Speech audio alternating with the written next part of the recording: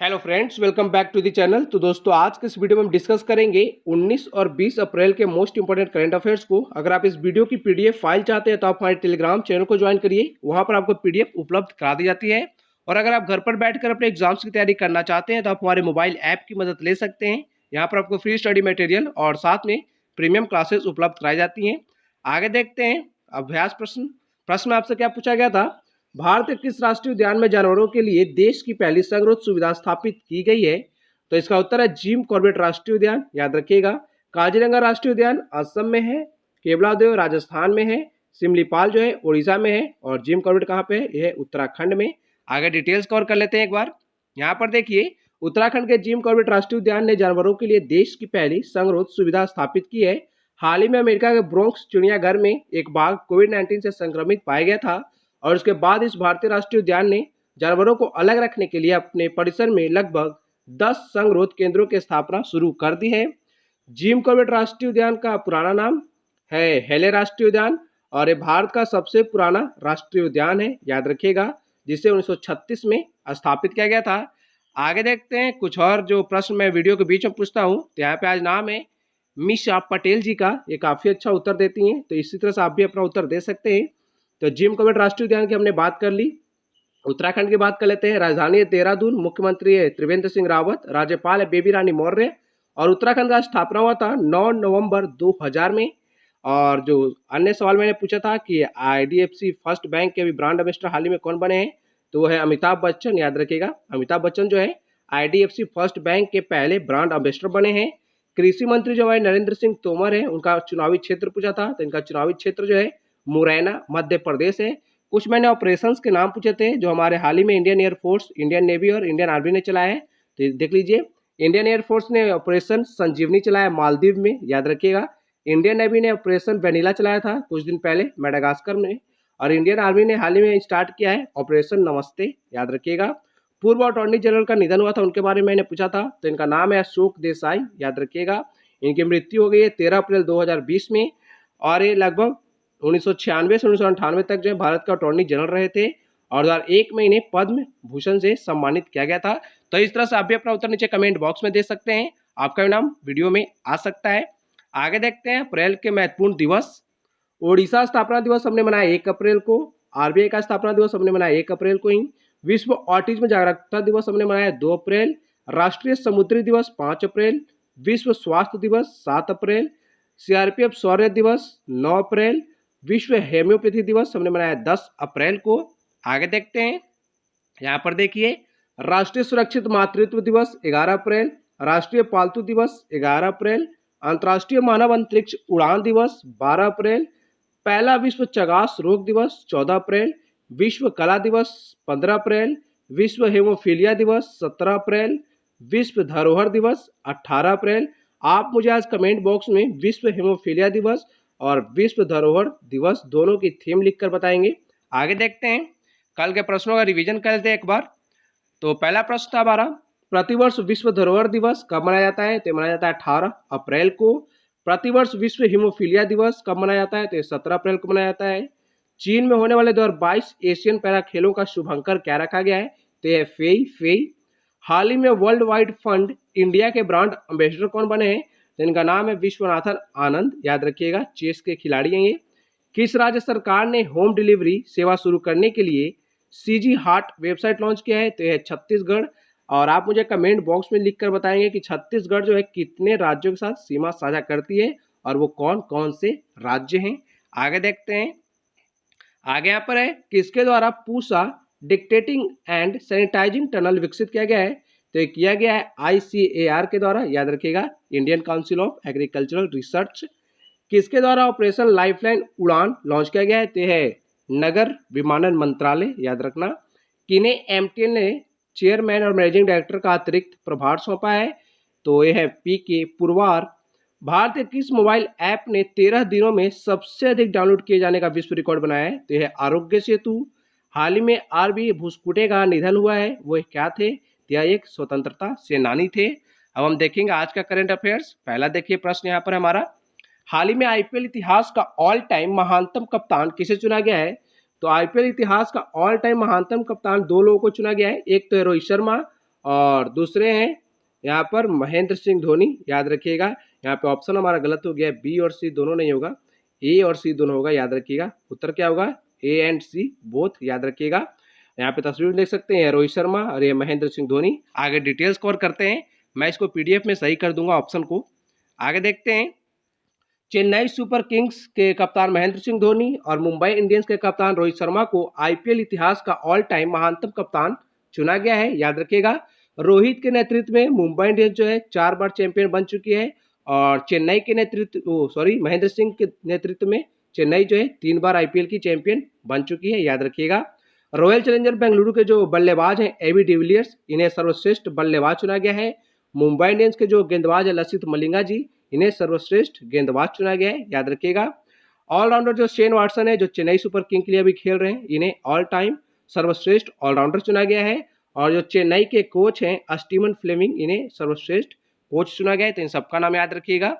आगे देखते हैं, अगला प्रश्न है, हाल ही में किसके द्वारा एसएस कोरोना नामक एप्लीकेशन लॉन्च किया गया है? तो ये लॉन्च किया गया है दिल्ली सरकार के द्वारा, याद रखिएगा। और दिल्ली सरकार ने हाल ही में 5T प्लान लॉन्च किया था और इन्होंने एक ऑपरेशन शील्ड चलाया था, याद रखिएगा। ऑपरेशन शील्ड भी दिल्ली सरकार के द्वारा चलाया गया है, 5T प्लान भी और एसएस कोरोना नामक एप्लीकेशन भी दिल्ली सरकार के द्वारा लॉन्च किया गया है। दिल्ली के मुख्यमंत्री अरविंद केजरीवाल और उपराज्यपाल है अनिल बैजल। यहाँ पे डिटेल्स के देखिए, दिल्ली सरकार द्वारा एसएस कोरोना नामक मोबाइल ऐप लॉन्च किया गया है। दिल्ली सरकार ने सभी अधिकारियों को कोविड-19 हॉटस्पॉट इलाकों में घर घर जाकर सर्वे करने के लिए इस ऐप का इस्तेमाल करने का सलाह दिया है।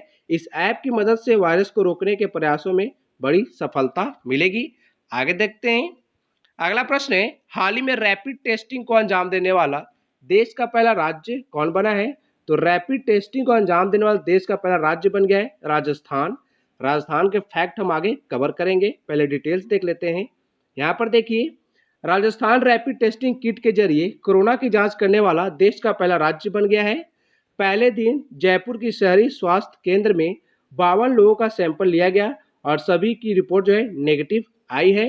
राज्य के चिकित्सा एवं स्वास्थ्य मंत्री डॉक्टर रघु शर्मा ने बताया कि मुख्यमंत्री जो है उनकी मंशा है कि ज़्यादा से ज़्यादा लोगों का जो है कोरोना की जांच की जाए ताकि वास्तविक स्थिति का पता लग सके और कोरोना की रोकथाम के लिए प्रभावी कदम उठाए जा सके। आगे देखते हैं राजस्थान के बारे में।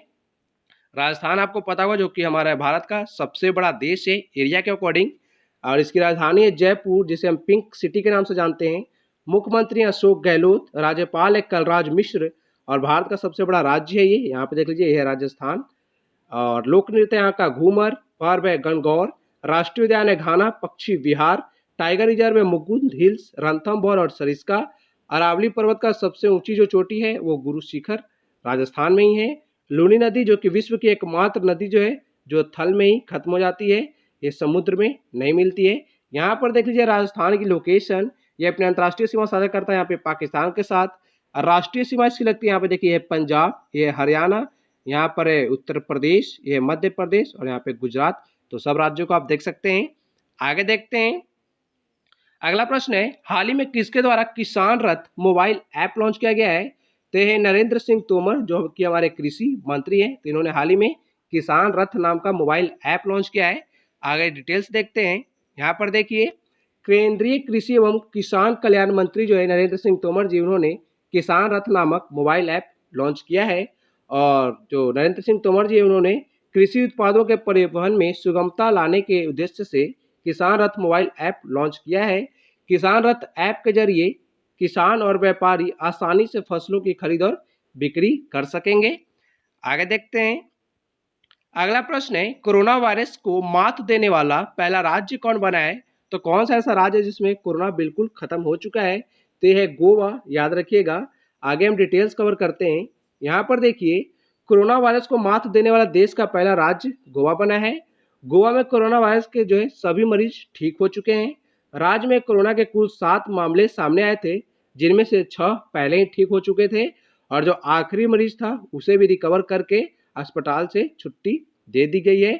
और हाल ही में कोविड-19 मरीजों के लिए आयुर्वेद का उपयोग करने वाला देश का पहला राज्य बना था गोवा, तो इसे भी ध्यान दीजिएगा। आगे देखते हैं, यहाँ पर देखिए भारत का मैप, ये यहाँ पे छोटा सा राज्य तो दिख रहा है, ये है गोवा, जो कि भारत का सबसे छोटा राज्य है ये। ये अपनी सीमा साझा करता है। यहाँ पे देखिए महाराष्ट्र और यह कर्नाटक, याद रखिएगा। गठन होता है इसका 30 मई 1987 में, तब इसे राज्य का दर्जा प्राप्त हुआ था। राजधानी है पणजी, मुख्यमंत्री प्रमोद सावंत, राज्यपाल है सत्यपाल मलिक और राजभाषा है कोंकणी। और भारत का सबसे छोटा राज्य है ये क्षेत्रफल के अकॉर्डिंग।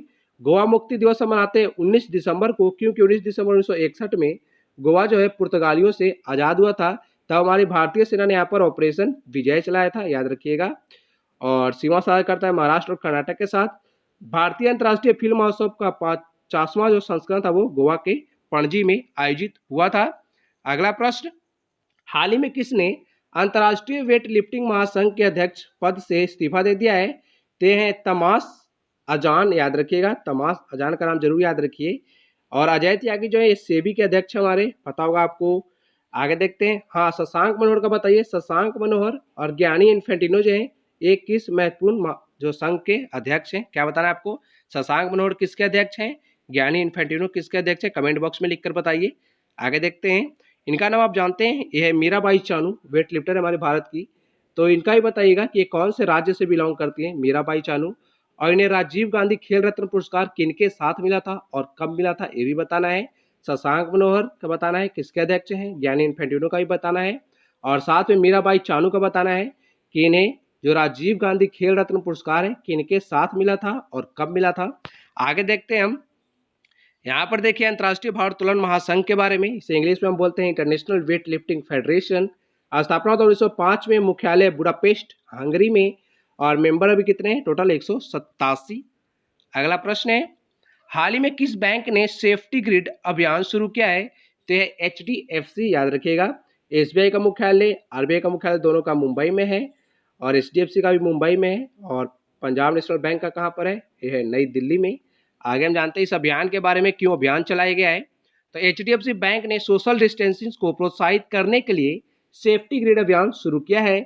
HDFC बैंक के CMO रवि संथनम ने बताया कि HDFC बैंक ने चुनिंदा स्टोर्स और अन्य संस्थानों में कतार में खड़े लोगों को WHO द्वारा तय सोशल दूरी बनाए रखने में मदद करने के लिए जमीन पर फिजिकल मार्कर यहाँ पर बना रखा है इन्होंने। आगे देखते हैं, यहाँ पे देखिए HDFC बैंक के बारे में, इसका पूरा नाम होता है हाउसिंग डेवलपमेंट फाइनेंस कॉरपोरेशन। स्थापना होता है 1994 में, मुख्यालय है मुंबई महाराष्ट्र में। टैगलाइन है वी अंडरस्टैंड योर वर्ल्ड और मैनेजिंग डायरेक्टर है Aditya Puri.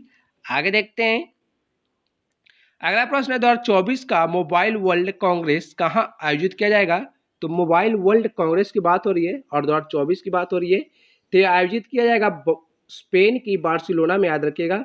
Barcelona football club के बारे में आपने सुना होगा, तो ये बार्सिलोना जो जगह है ये स्पेन में है, यहीं पे 2024 का मोबाइल वर्ल्ड कांग्रेस आयोजित किया जाएगा। अगला प्रश्न, हाल ही में किस देश ने आल्प्स के मैटरहॉर्न पर्वत पर भारतीय राष्ट्रीय ध्वज तिरंगे की रोशनी की है? तो स्विट्जरलैंड, याद रखिएगा। यहाँ पे देख लीजिए कितना सुंदर दृश्य है ये। आगे हम डिटेल्स कवर करते हैं क्यों किया गया है यहाँ पे ये। तो स्विट्जरलैंड ने 18 अप्रैल को अपने सबसे ऊंचे पर्वत माउंट मैटरहॉर्न पर रोशनी से तिरंगा बनाया है। कोरोना से जंग के लिए भारत की कोशिशों के प्रति सम्मान दर्शाने के लिए तिरंगा बनाया गया था। स्विट्जरलैंड के मशहूर लाइट आर्टिस्ट गैरी हॉफस्टेरर ने लाइट प्रोजेक्शन के जरिए करीब 1000 मीटर से बड़ी आकार के तिरंगे को यहाँ पे आकार में रोशनी की थी। आगे हम देखते हैं, यहाँ पर देखिए ये है यूरोप। यूरोप में आपको यहाँ पे स्विट्जरलैंड दिखेगा, जिसकी राजधानी है बर्न, यहाँ की करेंसी है फ्रैंक, याद रखिएगा। और जो स्विस बैंक है स्विट्जरलैंड में ही है। ये अपनी सीमा साझा करता है, यहाँ पे देखिए फ्रांस, ये है इटली, यहाँ पर है ऑस्ट्रिया और ये है जर्मनी, याद रखिएगा। स्पेन की हम बात किए थे पिछले क्वेश्चन में, यहाँ देखिए स्पेन, यहाँ पे इसकी राजधानी मैड्रिड और ये सीमा साझा करता है पुर्तगाल और फ्रांस के साथ। यहाँ पे देखिए फ्रांस और यूके के बीच में इंग्लिश चैनल है। यहाँ पे बे ऑफ बिस्के है, यहाँ पे मेडिटेरेनियन सी है, सबको याद रखिए। आगे देखते हैं, shuttling to the top the story of PV Sindhu पुस्तक के लेखक कौन है? तो इनका नाम है कृष्ण स्वामी वी, याद रखिएगा। कृष्ण स्वामी जो वी हैं, इन्होंने पुस्तक लिखी है shuttling to the top the story of PV Sindhu, यानी PV सिंधु के ऊपर ये आधारित है। PV सिंधु आपको पता होगा हैदराबाद तेलंगाना से हैं, जो कि बैडमिंटन की खिलाड़ी हैं। आगे देखते हैं, अगला प्रश्न है, हाल ही में 2020 के लिए आसियान की अध्यक्षता किस देश को मिली है? तो आसियान की अध्यक्षता मिल गई वियतनाम को, याद रखिएगा। इससे पहले जो यह अध्यक्षता थी वो थाईलैंड के पास थी, आपको पता होगा। अब किसको मिल गई है? वियतनाम को। आगे हम जानते हैं आसियान कंट्रीज के बारे में। यहाँ पर देखिए, आसियान का पूरा नाम होता है association of south east Asian Nations. इसका स्थापना हुआ था 8 अगस्त 1967 में। मुख्यालय है इंडोनेशिया के जकार्ता में। सदस्य टोटल है 10। सेक्रेटरी जनरल है लीम जोक होईमोन। और इसका मोटो है वन विजन, वन आइडेंटिटी और वन कम्युनिटी। आगे हम देखते हैं इसके सदस्य जो देश हैं, तो टोटल 10 सदस्य हैं। यहाँ पे देखिए Thailand, Cambodia, Malaysia, Indonesia, Singapore, Myanmar, Laos, Vietnam, Philippines और ब्रुनई। यहाँ पे देखिए है वियतनाम जिसकी राजधानी है हनोई। आप मुझे कमेंट बॉक्स में लिख कर बता सकते हैं जितने भी आसियान मेंबर्स हैं उन सबकी राजधानी। तो कमेंट बॉक्स में लिख कर बताइएगा जितने भी आसियान मेंबर्स हैं इन सबकी राजधानी बतानी है सिर्फ। थाईलैंड का बैंकॉक ऐसे करके जो भी राजधानी है बताइएगा, 10 का लिख कर। वियतनाम का मैंने बता ही दिया। आगे देखते हैं हाल ही में आए ITTF वर्ल्ड रैंकिंग 2020 में कौन शीर्ष पे रहा है? तो ITTF का पूरा नाम क्या होता है? International table tennis federation.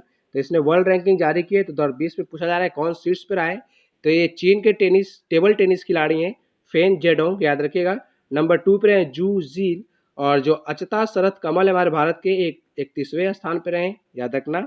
अगर बात करें इंटरनेशनल टेबल टेनिस फेडरेशन की, तो इसका हेडक्वार्टर है लुज़ेन, स्विट्जरलैंड में, याद रखिएगा। और इसके अभी प्रेसिडेंट है थॉमस वी कट, याद रखना। आगे देखते हैं अगला प्रश्न है हाल ही में आई रिपोर्ट के अनुसार दुनिया का सबसे डिजिटल निपुण राष्ट्र देश कौन बना है? तो ये हमारा भारत, याद रखिएगा। निपुण यानी स्किलफुल। आगे देखते हैं यहाँ पर देखिए गार्टनर द्वारा इस डिजिटल कार्यस्थल सर्वे के अनुसार भारत दुनिया का सबसे डिजिटली स्किलफुल देश बन गया है, क्योंकि इसके पास एक विशाल जनरल जेड वर्कफोर्स है जो कार्यस्थल में नए डिजिटल संचालित कौशल सीखने को इच्छुक है। और भारत के बाद यूनाइटेड किंगडम नंबर 2 पे रहा है और यूनाइटेड स्टेट्स यानी अमेरिका नंबर 3 पे रहा है। तो सबको याद रखिए। आगे देखते हैं आज का अभ्यास प्रश्न है। तो प्रश्न आपसे पूछा क्या जा रहा है, चीन में होने वाले 2022 एशियन पैरा खेलों का शुभंकर क्या रखा गया है? ऑप्शन है Fei Fei, Kong Kong, Lian Lian, Chen Chen. तो इसको तो आप सभी नीचे कमेंट बॉक्स में लिखकर बताइएगा। तो आज का करंट अफेयर्स हमारा यहीं पे समाप्त होता है। अगर आपको वीडियो अच्छा लगा तो वीडियो को लाइक करिए। पीडीएफ के लिए हमारे टेलीग्राम चैनल को ज्वाइन कर लीजिए या आप हमारे मोबाइल एप्लीकेशन को भी इंस्टॉल कर सकते हैं। अगर आप मोबाइल एप्लीकेशन को इंस्टॉल करते हैं तो वहाँ पर आपको पीडीएफ जल्दी प्राप्त हो जाती है। टेलीग्राम में हम पीडीएफ रात में अपलोड करते हैं, लेकिन जो हमारा ऐप है वहाँ पे 10 से 11 बजे के बीच में आपको पीडीएफ उपलब्ध करा जाती है। तो वीडियो अच्छा लगा तो वीडियो को लाइक करिए, चैनल को सब्सक्राइब करिए। Thank you for watching video. Thank you so much.